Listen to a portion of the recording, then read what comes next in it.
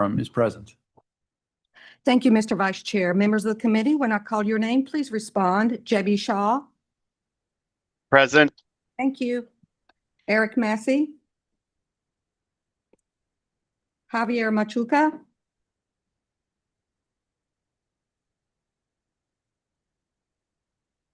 Tracy Conaway. Here. Thank you. Nick Russo. Present. Thank you. Tim Wainscott.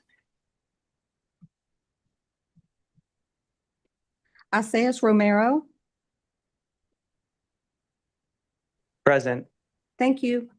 Michael Carr. Present. Thank you. Chris Oniel. Here. Thank you. Taylor Shadron. Robert Stratman.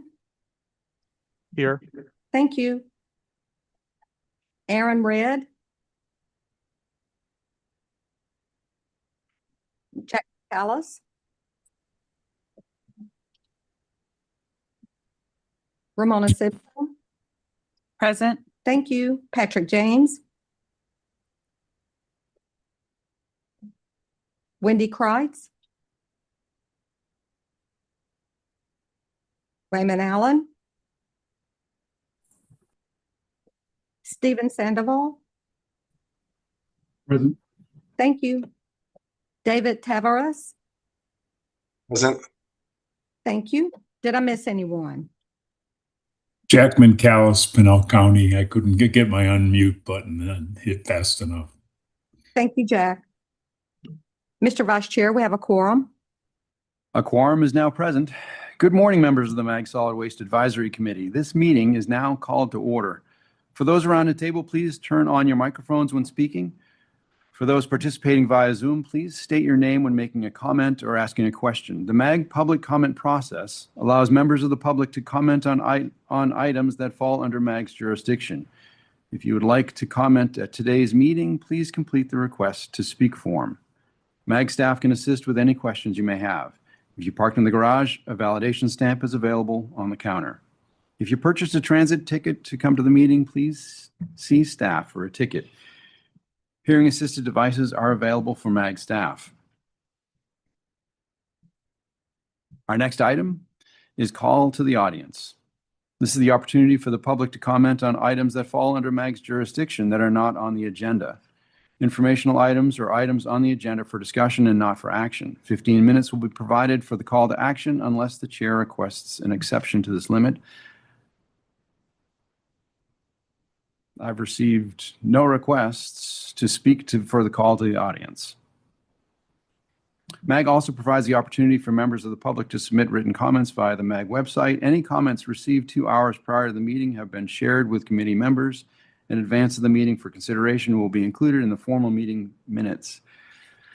MAG staff, have we received any online written comments for the call to the audience? Mr. Vice Chair, no written comments have been received. Our next item is approval of the December 2nd, 2025 meeting minutes. Does any member of the committee have questions?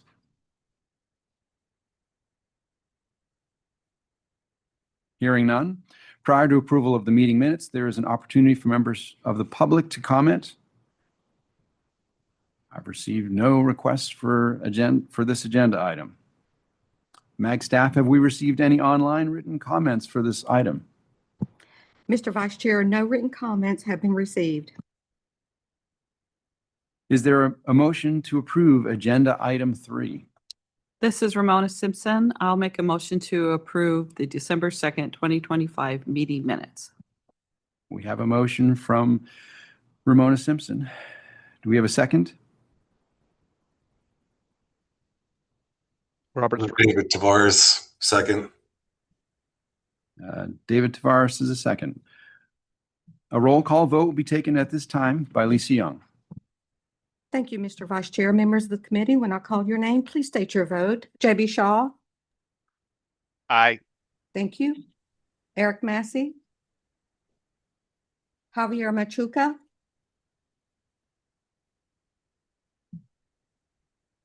Mr. Vice Chair.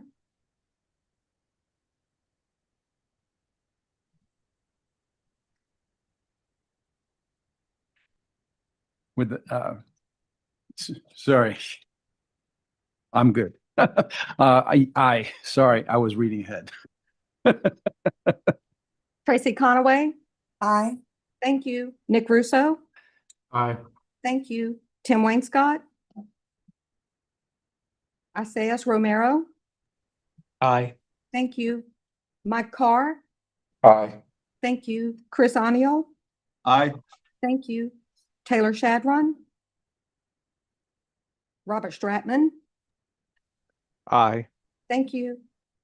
Aaron Red. Jack McCallus. Aye. Thank you. Ramona Simpson. Aye. Thank you. Patrick James. Wendy Kreitz. Wayman Allen. Stephen Sandoval. Aye. Thank you. David Tavares. Aye. Thank you. Did I miss anyone? Mr. Vice Chair, we have a unanimous vote. All right. And with that, we move on to agenda item 4, data management for solid waste services. This item is on the agenda for information and discussion. Tracy Conway, City of Chandler, Mike Carr, City of Glendale, Chris Aniol, City of Goodyear, and Ramona Simpson, Town of Queen Creek, will present this item.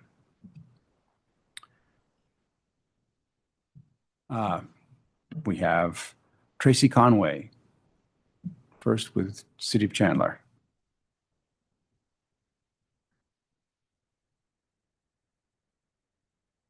Tracy, you there? I'm sorry about that. Hi, good morning. Can you please go on to our next slide and I'll get started? So just give you a summary. City of Chandler doesn't collect our own trash or recycling. We contract with Waste Management. Just to give you a general idea, per our city code, we only collect for single-family homes up to triplexes. Everything else is considered commercial and out of our jurisdiction. We do both curbside recycling and trash. About 10% of our residents do have alley trash where they have larger containers that are shared among 2 homes. Even those alley trash residents do have curbside recycling. And then we have a pretty robust curbside bulk collections. With that, although Waste Management does the collection, all inspections and customer service is handled by city staff. We have city utility customer service that take all the residents' calls. And then we daily communicate with Waste Management through dispatch that gets to the drivers and then have reports that go through that. And then data entry, both through those calls and through the field work, which is what we're going to talk mainly about today. We have 10 city solid waste technicians. Every month they rotate responsibilities. 5 of them are doing field work and 5 are doing facility work, which is our recycling solid waste collection center. Next slide, please. Even though they're called solid waste technicians, internally we refer to people either doing field staff work or facility work. So field staff duties, they have tablets in their trucks that they do work orders, come in on those through customer service. So if a customer has a concern, their can wasn't completely emptied or missed, they have a can of needing repair, they received an inspection notice, they'll call in and then customer service enters that information into our system and it generates a real-time work order. Field staff then can review that, go to that home, hopefully make contact or at least adjust what they need to do. If they received information about a resident receiving a tag or an inspection notice, they'll try to make contact or leave additional information. What you're seeing in the photo is really their office on in the truck. You can see in that truck, you don't see a tablet which is mounted on their vehicle, and you can see the keyboard when they're responding to those work orders and they let the results be known. But those very colorful flyers are half page like cardstock that they leave those notices on residents' cans. So you see he has one pulled out that they're informational tags that say bag, don't put shredded paper. Another one, the bright fuchsia color is no plastic bags in your recycle container. They are required to do 100 recycling inspections a day, though often they do much more. They generally find that they do those in the morning before collection trucks get there. Obviously, our collection trucks start at 6. They don't start till 8. So certain homes are not going to get inspected, or maybe not as often as other homes. And then even though we're not required to do so, we still do 100 trash containers a month. So we're checking to make sure the material is bagged. But if you go to the next slide, I'll kind of show you some more examples. So each field staff member is assigned a zone in the city. So today's zone is split up among 4 or 5 inspectors, and they're going to that area to do recycling inspections. If you see there on the display, there's an inspection log. That's actually a full sheet. They have a pad of that, and their writing map is the area of the city that they're in. We have it broken up by square miles, the address, and then they check off which tag that they left. So they're probably not going to leave all of them, and then they're going to write notes. And then currently they have to turn that in, and then customer service enters that data into our system. That's important. So if a resident calls and asks a question, they can see what information was left.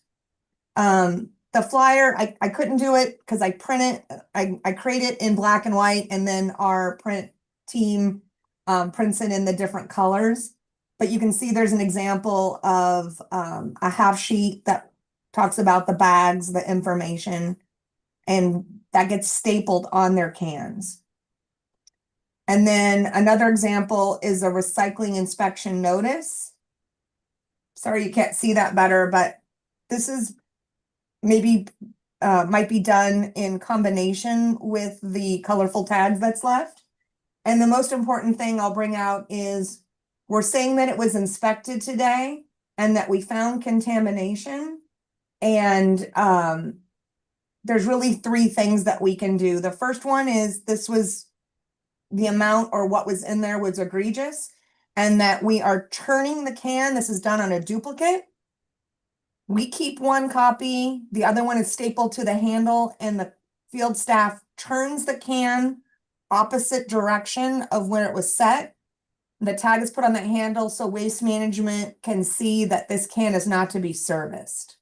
Tells the resident to this is what was placed in there, and they need to remove it before the next collection.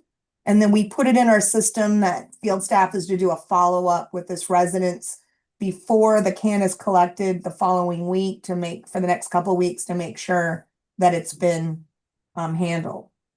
The other one is that the can will be collected today, but the field staff member found something in the can that they were easily able to remove, but that is a one-time courtesy. So it might be a broom or a big piece of styrofoam.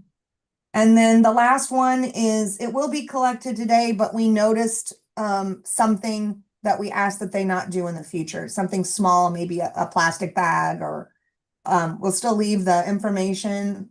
But it was a small contamination, kind of just a warning.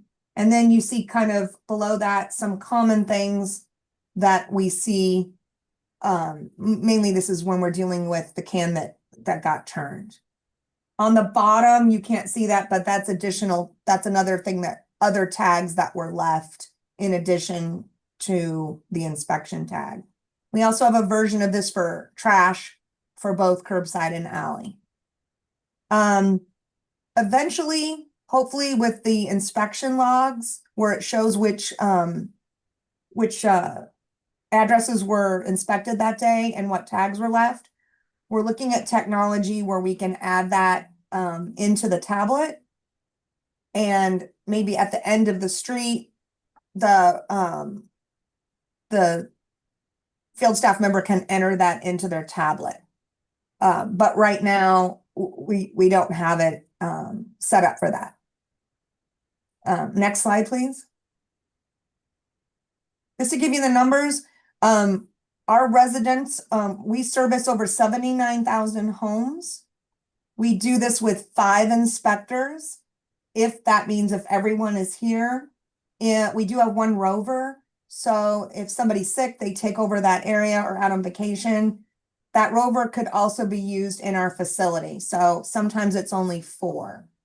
And in last fiscal year, we did over 109,000 inspections. That doesn't mean tags were left at everyone, but we opened lids and on most of those left some information. And that's all I have. So if anyone has any questions, I'm happy to answer.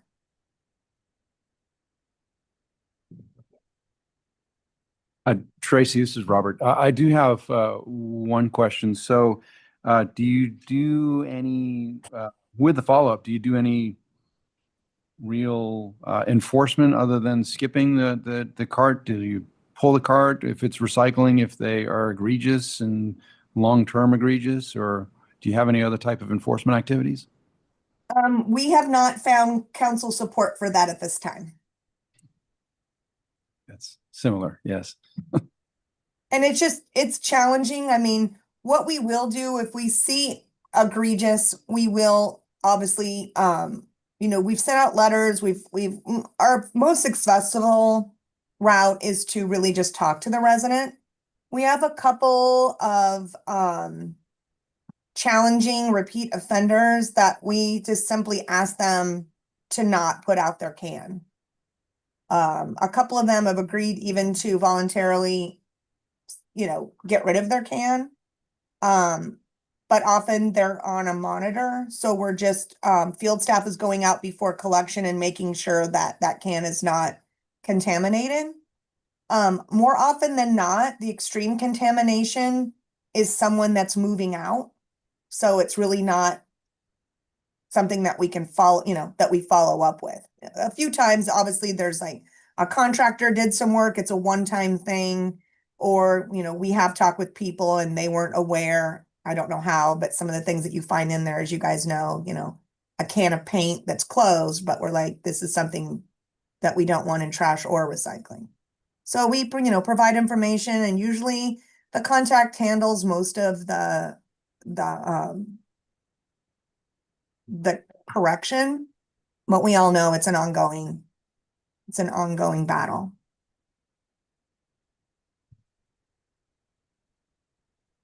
And I'm happy to share any of the flyers or information. People are welcome to come out as well and look at our setups.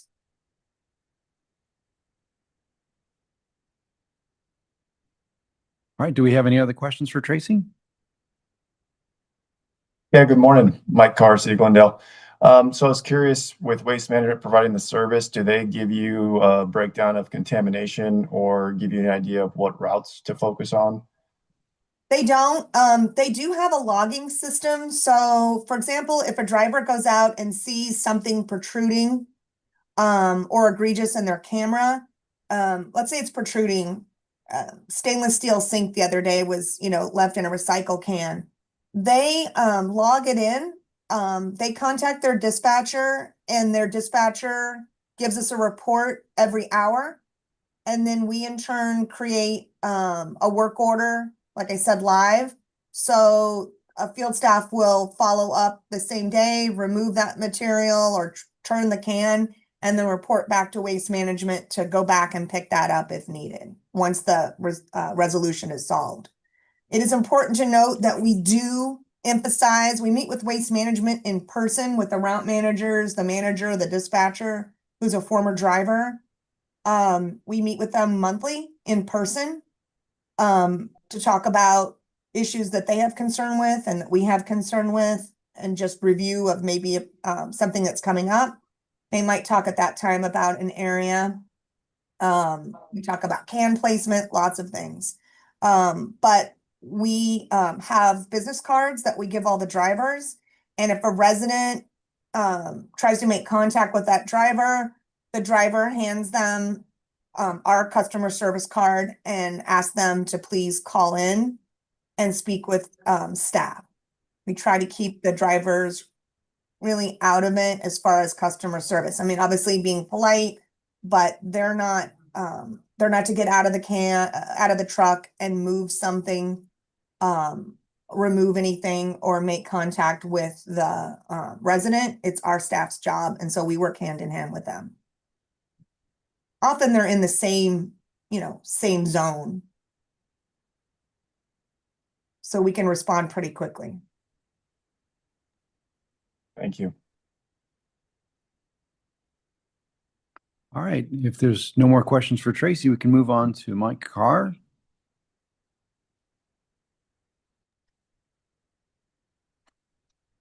Right. Good morning. Thank you.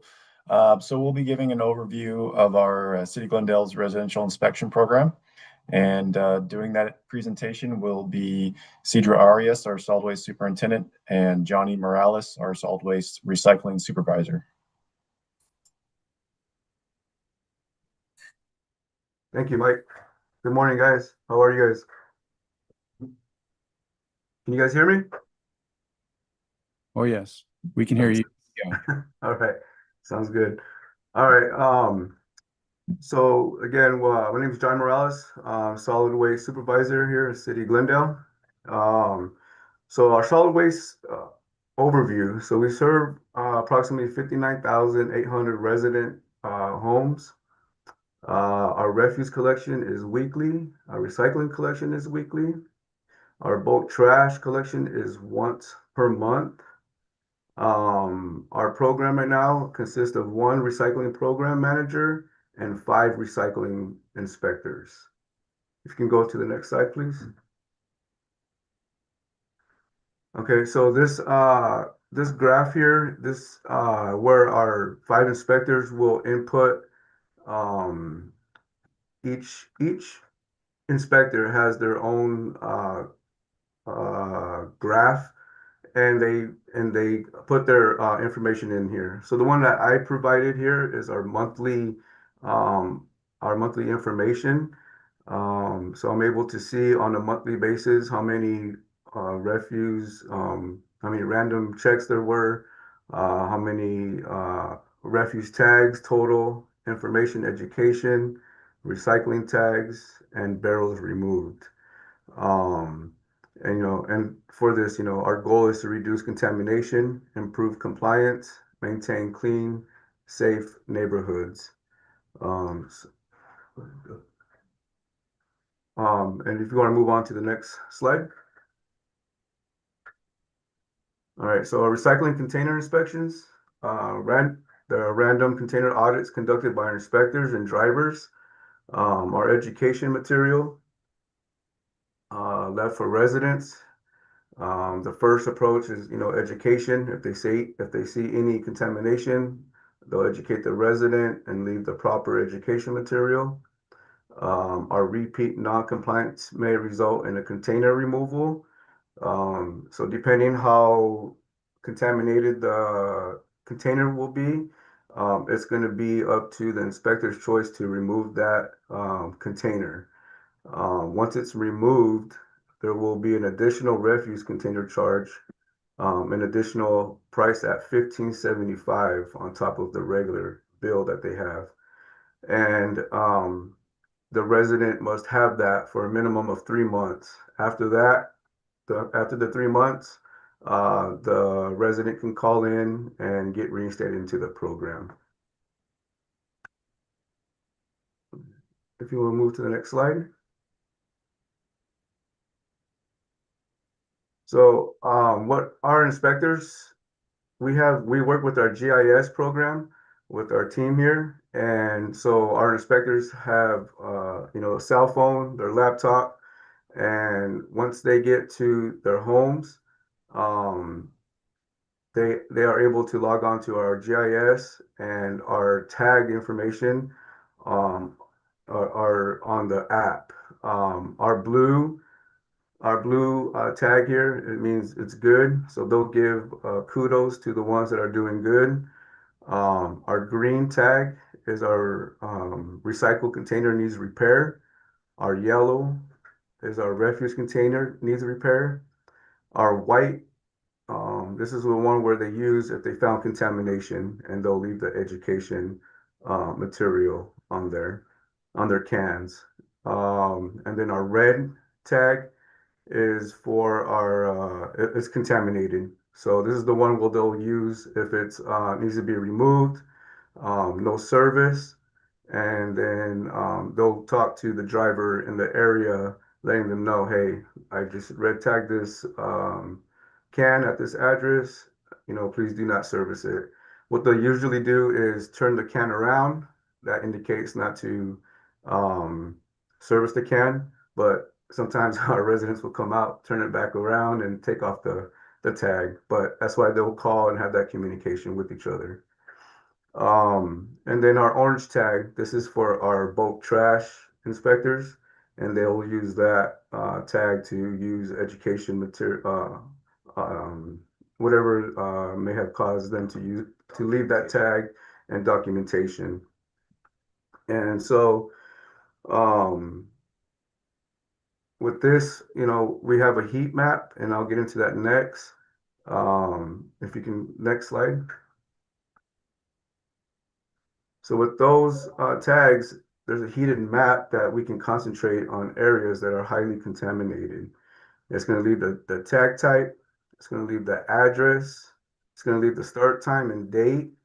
There's a spreadsheet that we can pull from this heat map. And then the red dots, again, is our highly contaminated areas. So now I can go back and focus on contamination areas, and then from there I can do a major education blast in that area, and then and educate our residents.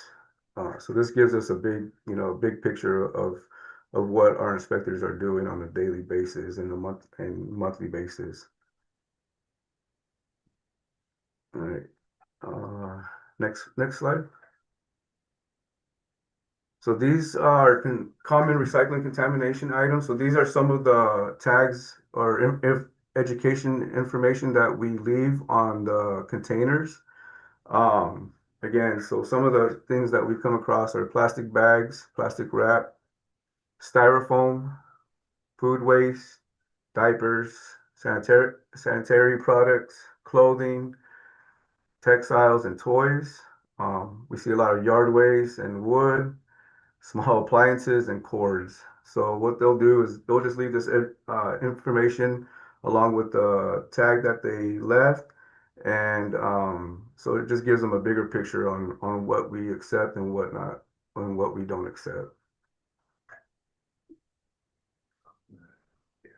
And then, yeah, next slide. All right. All right, so the service areas. So again, like I was saying earlier in the previous slide, this map, this is our routeware. So both our drivers and our inspectors can tell where where the drivers have been. They can also, again, call each other. Hey, I tagged this home. Please, do not service this one. So there's communication constantly going on between the drivers and our inspectors. And again, it helps with compliance monitoring. They're all aligned with the routes that we have on a daily basis. And then our inspectors are assigned specific areas and routes on here. I wanted to go back a little bit, talk about our information. So not just working with our GIS program that we have. So all our inspectors will input their information daily. They'll do it daily. They'll put it into our database called North Star, and that's where customer service can go in if the resident, calls in, hey, why was I tagged? What did any questions that they may have, the inspector has put in pictures, education notes, why, determining what happened. So that helps out with our customer service. They can go into their, profile, and they can tell them, hey, well, you're tagged for having, styrofoam, and, there's a picture on there, tells them the date, time. So there's that communication and helps out with customer service on our end. So they can call in and get that information.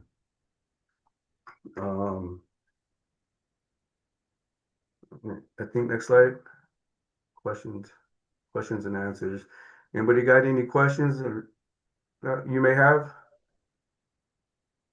John, again, this is Robert. I did have one question. You had mentioned North Star. Is your GIS database linked to the customer account database? Was that what you were mentioning, or are the staff doing double data entry? So right now they are double data. They're doing double right now. We are working on getting it where it just goes into one program and it goes into multiple programs at one time. So that is in the works. Unfortunately, right now it is double the work for the inspectors. This is Tracy. You said the hotspot map, that's done through your truck GPS? Our GIS app, yes. Okay, and that's North Star? No, that's a whole completely different program. It's a application that our GIS department, our IT department have come up with, and we're able to come up with that program to help multiple departments in this program that they come up with. So like police can use it, water uses it, and then as well as solid waste.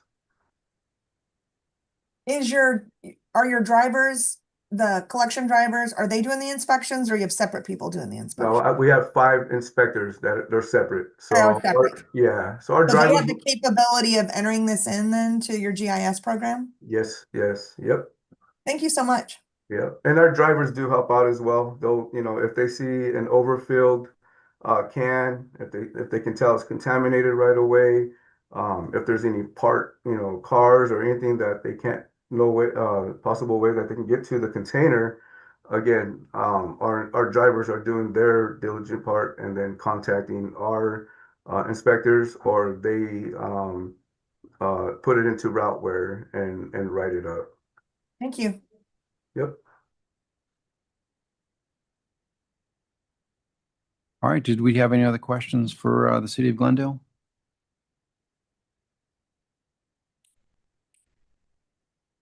Hearing none, we move on to Chris Anioli with the city of Goodyear. Good morning, everyone. I'm Chris Aniol. I'm solid waste supervisor with the city of Goodyear.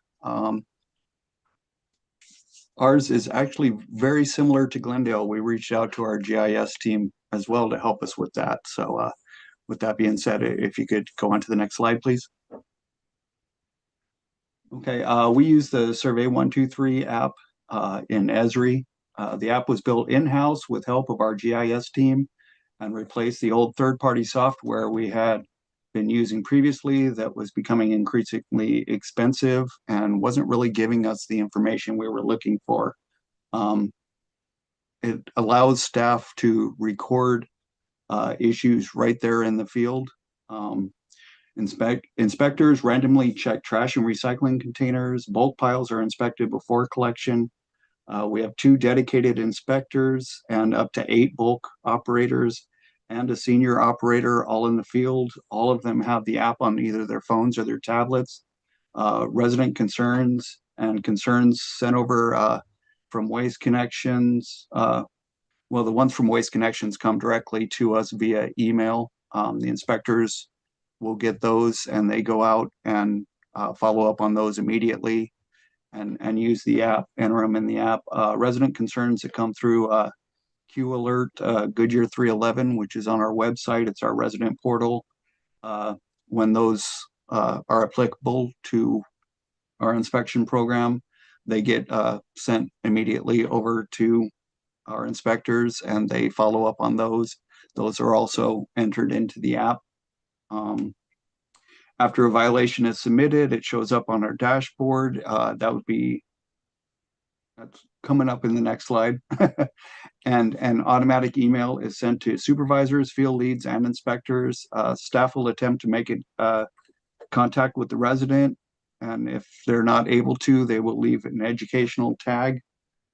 Extreme recycling violations, like using the recycling can for a second trash container, the can will be pulled off of the curb, and we have a special tag that the inspectors will staple onto the handle of the container that notifies Waste Connections not to service that container. They'll also attempt to make contact with the resident or follow up at a future time to make sure the container has been taken care of. Upon the fourth violation, the recycle can will be replaced with an additional trash container, and the resident will be charged the fee for the additional trash container. Battery violations are marked with an alert, and an email is automatically sent to the inspectors, the senior operator, and supervisors so that we can send somebody out and pick it up and take it back to the yard for safe storage.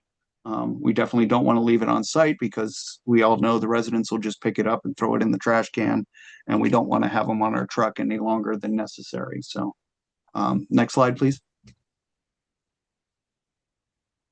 This shows the dashboard or the backside that the inspectors, myself, and the other supervisor have access to.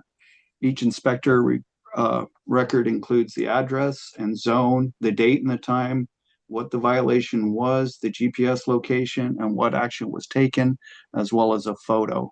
The location also shows up on a city map so we can easily see where the problems are happening. If a violation needs to be checked again, it stays open in the system and shows up green on the dashboard. Each morning, the inspectors come in and open up the dashboard, and they can sort the list by zone and status to see exactly which entries need to be re-inspected that day. Once they complete the re-inspection, they close it and it turns red. This helps us track issues from start to finish and make sure nothing slips through the cracks. Next slide, please.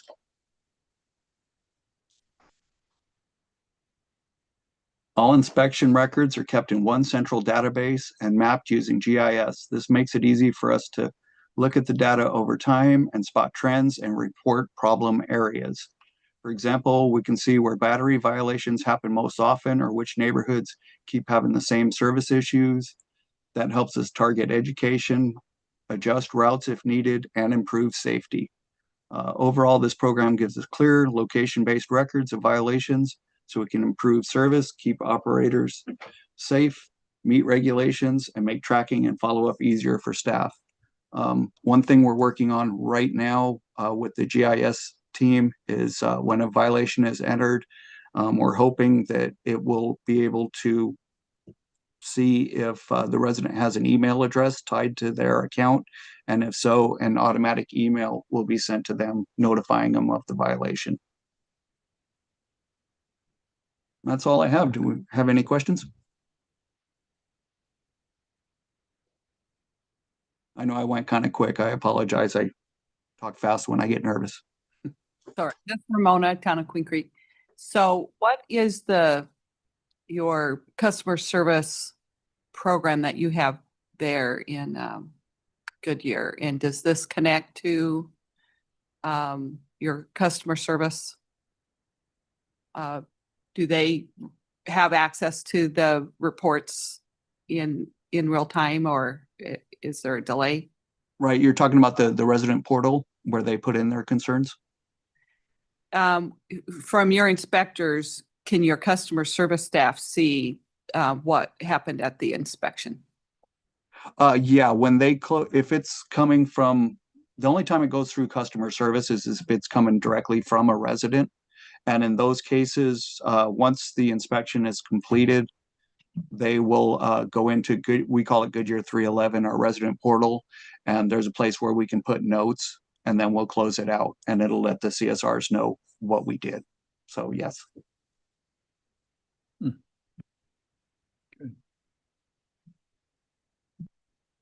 All right. This is Tracy from Chandler again. Do you use I know Glendale and you use similar where you do these hot points? Mhm. GIS, are you guys using the same software, do you know, or just both independent kind of customization of your GIS system? I'm not sure which one Glendale is using. Our GIS team built this software using Esri. It's a program in there called Survey 123, I believe. I don't know the technical aspects of it, but it was developed in-house. So it's similar, but I think it might be a little different. Okay. Ours was also developed in-house using Esri, and I don't think it's Survey 123, but it's a different program that they're using, which essentially, as they tap what tag they're leaving, it GPS pinpoints that location and then saves it. So that's how they're saving the data overall. So we can go in and, select a section of date range and then see the inspections that were performed during that date range. Okay, I know it's a pretty more of an IT GIS question, but thanks so much. Anybody else?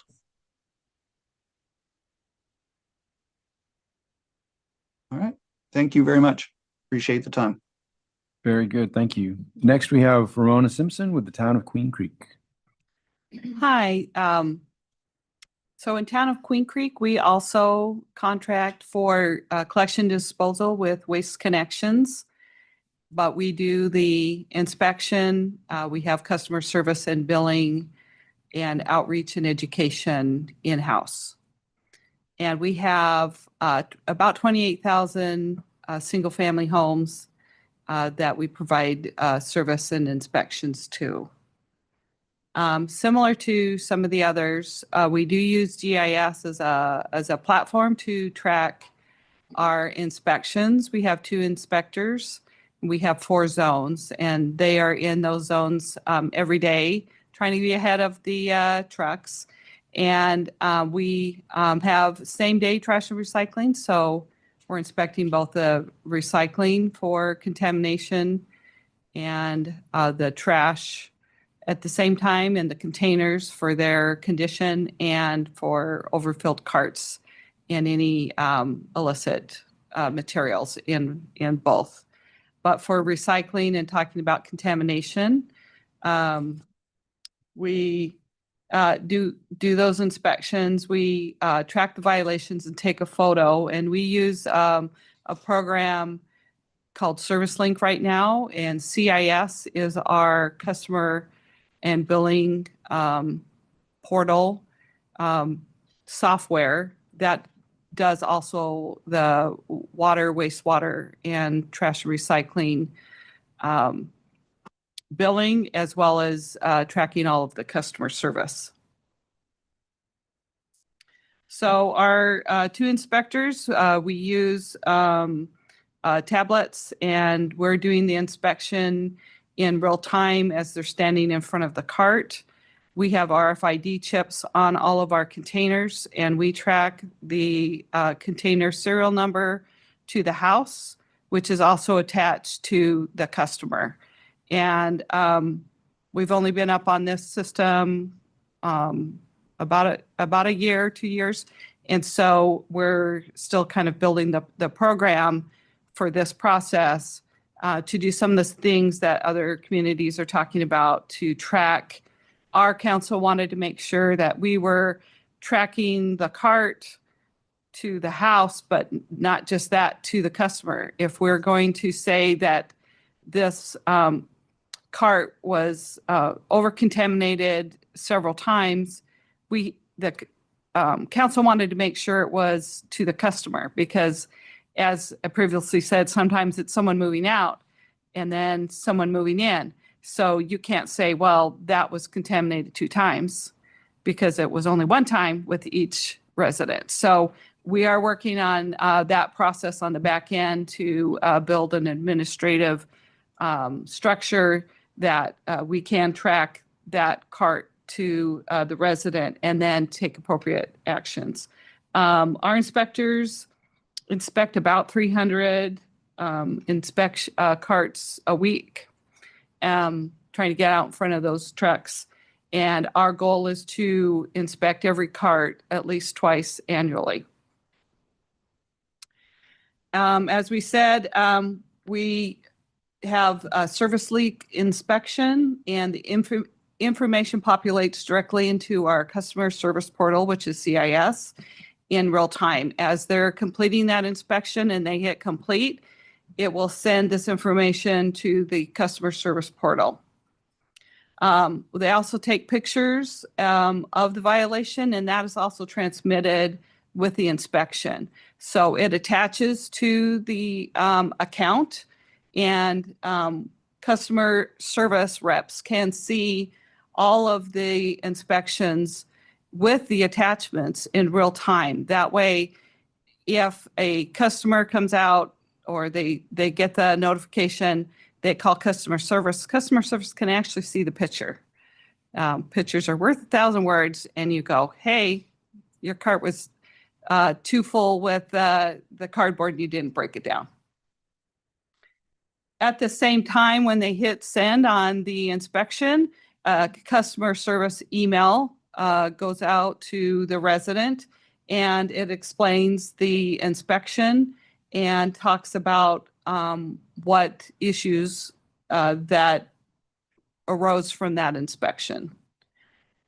We give links in that email to our Recycle Right wizard that talks about the proper disposal. So if we say, hey, you put wood in your container, you can type in wood and see where you can properly dispose of your material.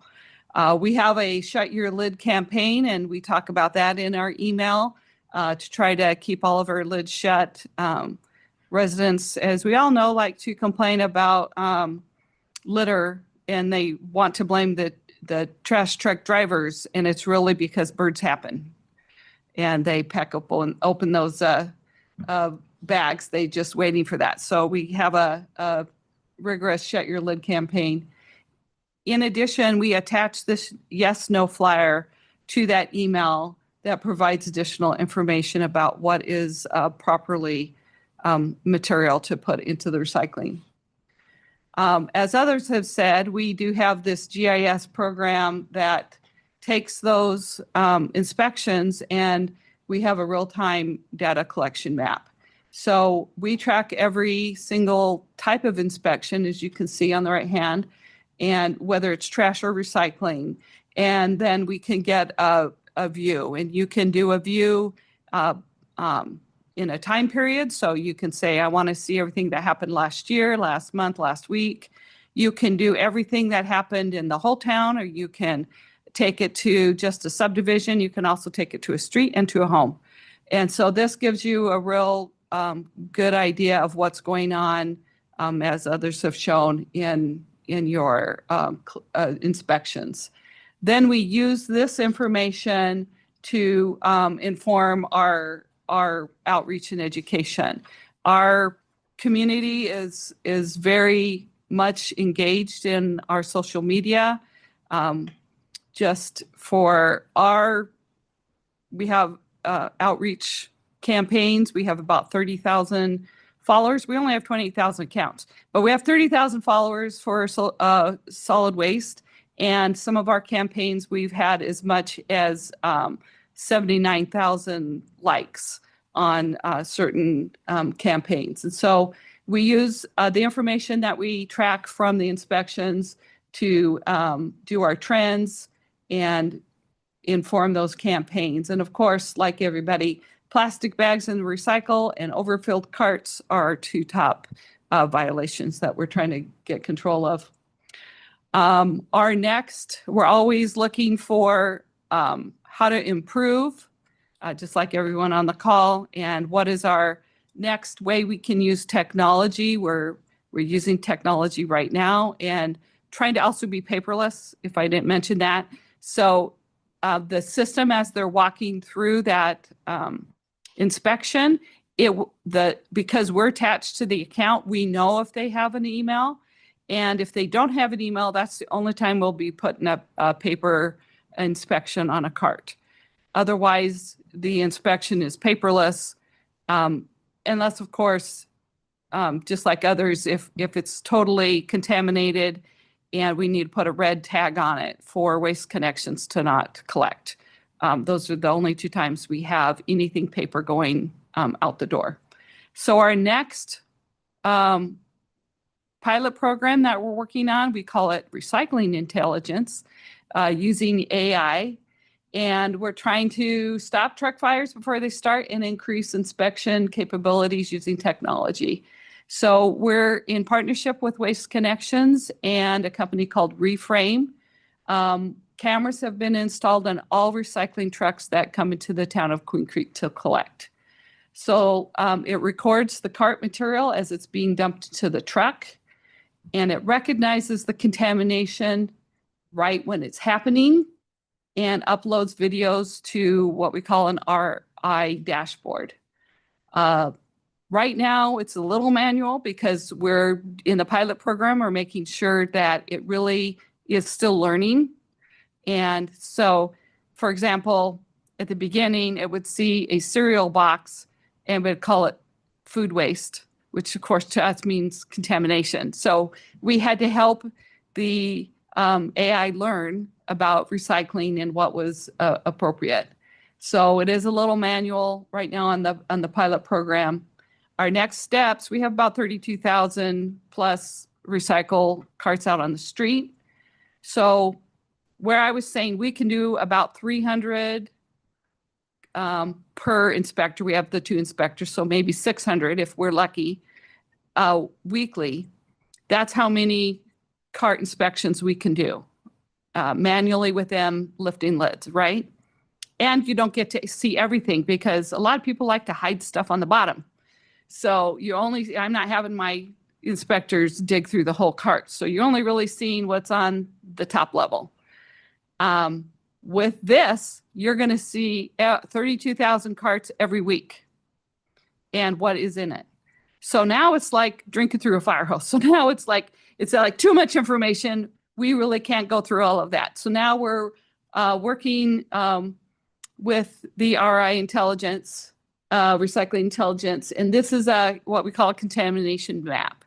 So we have been training the AI to give a rating to how much of that cart is contaminated. So this visual shows in the blue, it's the least contaminated. The gold is a bit contaminated, and then the red is a high level of contamination. And so what we can do then is focus our attention on those red areas and those carts and do enhanced inspections and enhanced outreach on those specific areas. And what we have found, even with our current process, is when we do enhanced inspections, we will see a subdivision, maybe all total, it is about 38% contaminated when we have done, a total look at that subdivision. And then after we do some enhanced outreach, we'll get to about 8 to 9% contaminated. So we're really trying to use in technology to move us forward and move the needle. And in addition to this program, what we're trying to do in next steps is even further. Right now, it's only on the recycling trucks, but we would like to have it on the trash trucks and looking, as we said, for using some other, and I'm not the technical person, so whether it's infrared or some other kind of technology where it can see that there's batteries, paint, fluid, oils, things that can cause trash fires and MRF fires. That's the next step for us in AI technology. And I know that I'm always at step 45 when I talk to Reframe and they're like, hey, we're on step 3. But I want to, it could look at the carts themselves to see if the carts are in good condition, if the wheels are on and if the lid is on and if there's a break in the cart. And because we track all of that information, that will help us keep our system in good working order as well. So I'm really excited about our next steps in using technology and data to help us inform and reduce contamination. So that's all I had. Here for any questions. Very good. Thank you. Any questions for Ramona?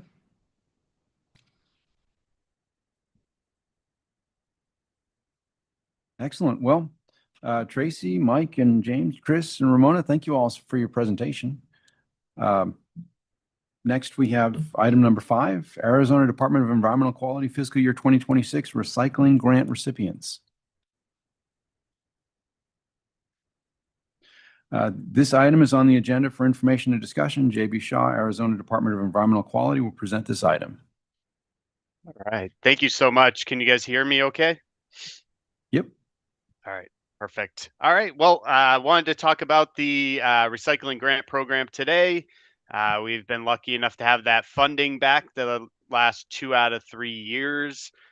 Looks like we're hopeful that we're going to receive this funding moving forward. And potentially an increase in the amount we're able to award based off of the fact that we had that increase in the landfill tonnage fee put in place. So next slide, please. So just going to kind of go over the program a little bit, just at a high level. But the recycling grant program funds equipment, infrastructure, education and outreach, research and development. So really, any ideas you have the potential to be funded under this grant program. Next slide. And those who are eligible include private organizations, nonprofits, educational institutions, political subdivisions, and tribal governments. Again, pretty much anyone looking to do recycling in Arizona. So that's the one caveat. Obviously, we want to spend that money on programs happening here. So next slide. So these were our grant awardees for FY26. We had 16 applications awarded. We received a total of 68 applications. So it's a very competitive program. A couple years ago, we received 61 applications. And so both years, they've requested almost $8 or $9 million in funding. And unfortunately, we only have the $1 million to give out. So we have an advisory committee that's in statutes made up of 4 municipal members, one of which is from a rural area. We have 1 general public, 2 solid waste haulers, and 2 solid waste recyclers. And so that makes up the 9-person committee called the Arizona Recycling Advisory Committee, or ARAC. And we're currently looking for 2 more members to join that, one in the private solid waste hauler category and one in the political subdivision category. And so those 9 members will review all applications turned in. They review them on their own, score them on their own, and then we all meet several times to work through all the applications, discussing and evaluating each application. And so a lot of the times, maybe half of these projects were not fully awarded funding. We did go back and ask some of them if they could reduce their funding just so that the committee was able to stretch that money as far as they could. With that, we do have, I kind of organized this under various categories here. They align with our solid waste and materials management plan that we are working on under the EPA SWIFR funding. And within our plan, based on public comment, we identified 7 material streams: organics, C&D, plastics, e-waste, textiles, waste tires, and household hazardous waste were the other 2. And those 7 make up those 7 material streams, along with we'll be addressing increasing access to recycling statewide. So that's where the general recycling category comes from. We didn't have applications necessarily in the waste tire or HHW categories, but you can see we had plenty of others in organics, general recycling, plastics, and so on. So this is our group for this coming year. And please be aware that we're hopeful. We think we're going to have funding for FY27 as well. So keep an eye out. We will be announcing as that becomes available. So next slide, please. So I wanted to talk about just a couple of our current awardees that we had, Knackered Pepsi being one, who wanted to not only increase their operational efficiency, but really expand their services across northern Arizona and just ensure the continuity of service as well. So in order to do that, they needed to purchase 2 cardboard balers and a liquid extractor.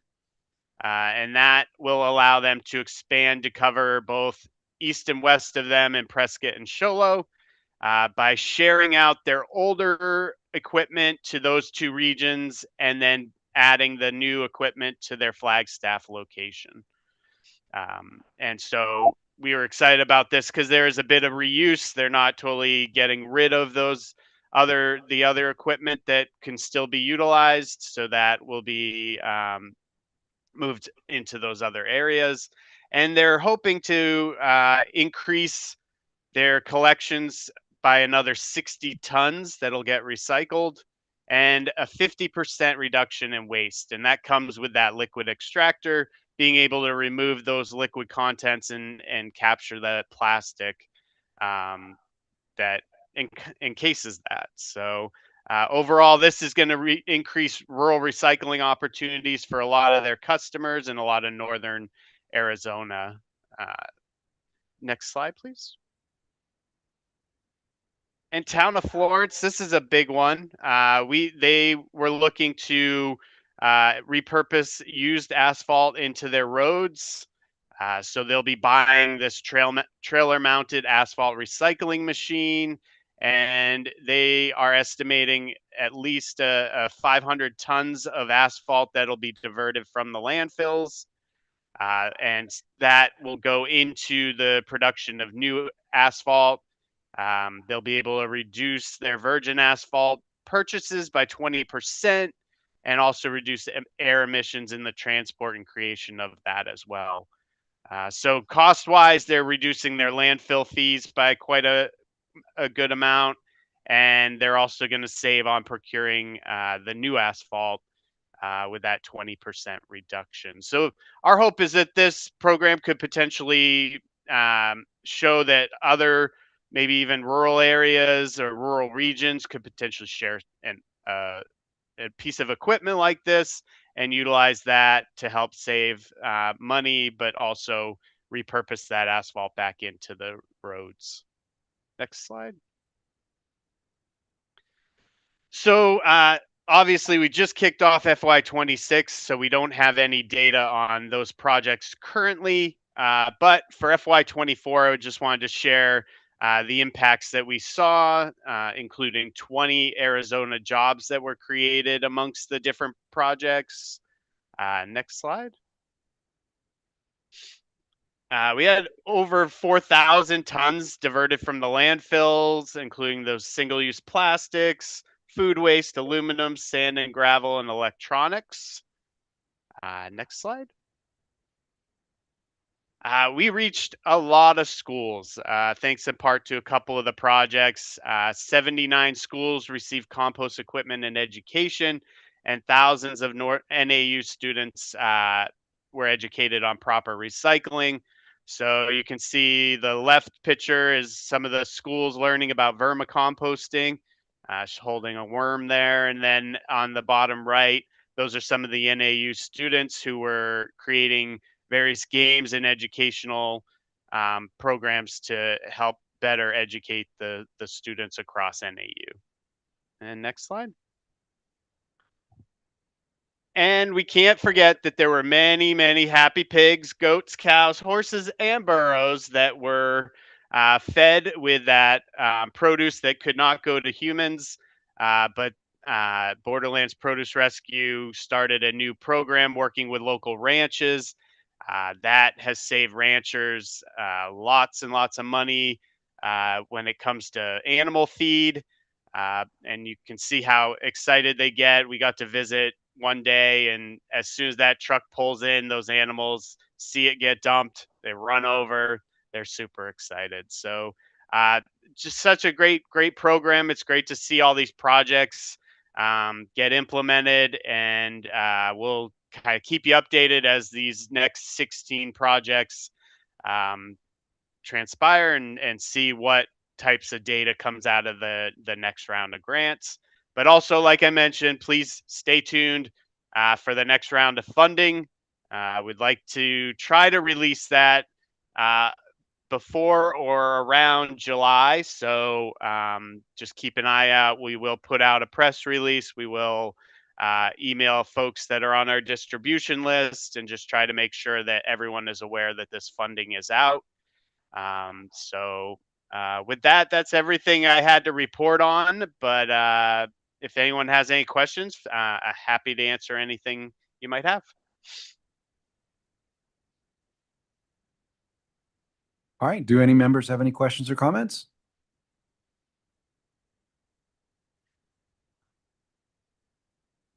Hearing none, we can move forward to agenda item 6, request for future agenda items. An opportunity will be provided for the committee members to request topics or issues of interest they would like to have considered for discussion at a future meeting. Are there any requests from the members for an item on a future agenda?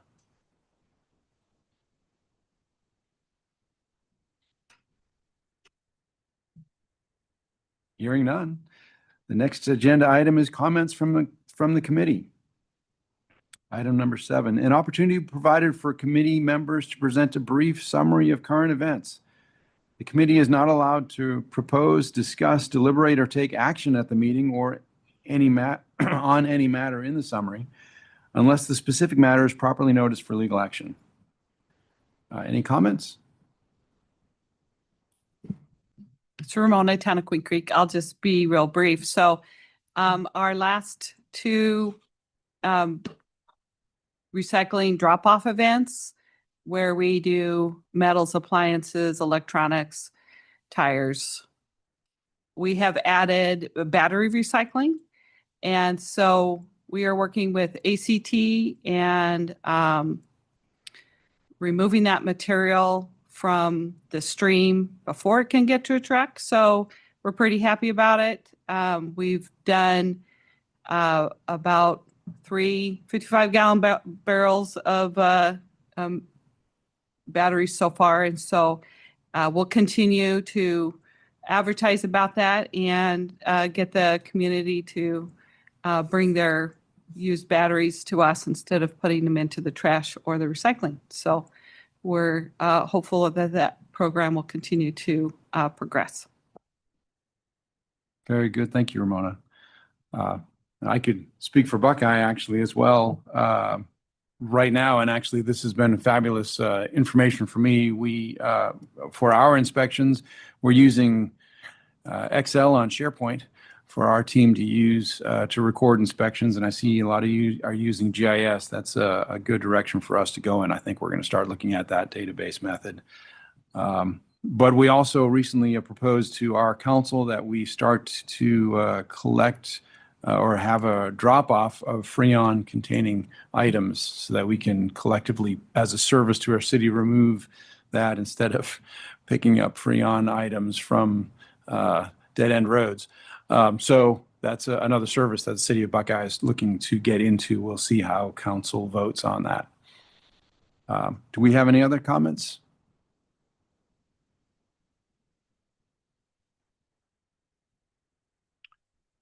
All right, Mr. Vice Chair, Aaron Red.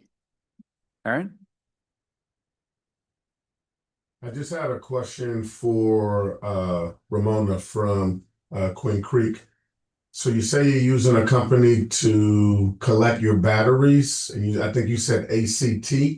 Are they available in the West Valley, or is it just strictly East Valley? I'm sure they're all over. So what we do is we're actually working with Blue Well as the end user. But so we get the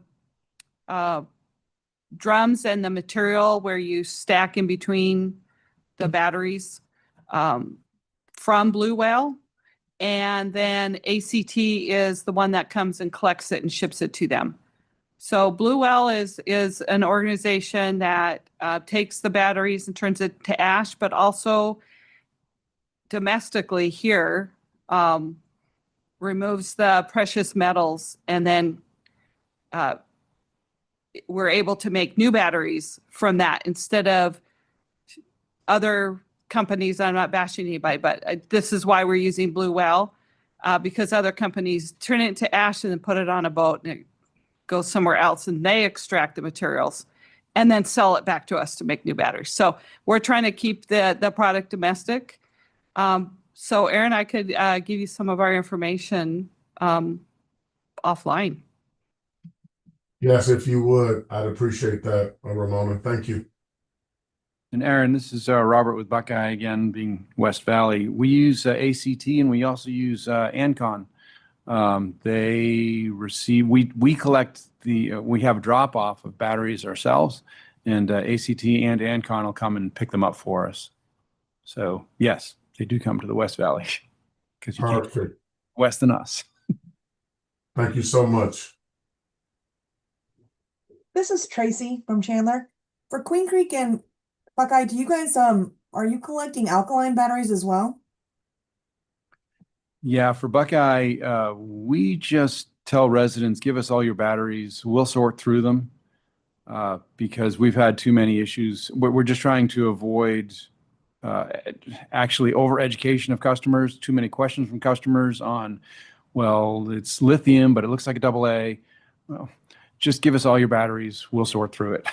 That's the way we handle it. Yes, we're taking everything except what is called wet battery. So we're not taking a car battery or, a battery out of a scooter and those kinds of things. But any kind of household lithium or alkaline, any of those kinds, just not something that connects to a car, for example. I was reminded that this section of the agenda is also just for comments, not for discussion. My bad. Sorry, thank you. It's good. Any other comments from the committee?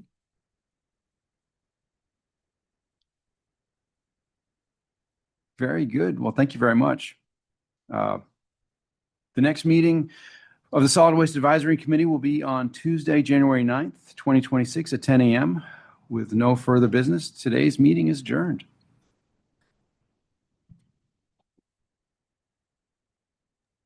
That can't be the right date, is it? January 9th, 2026?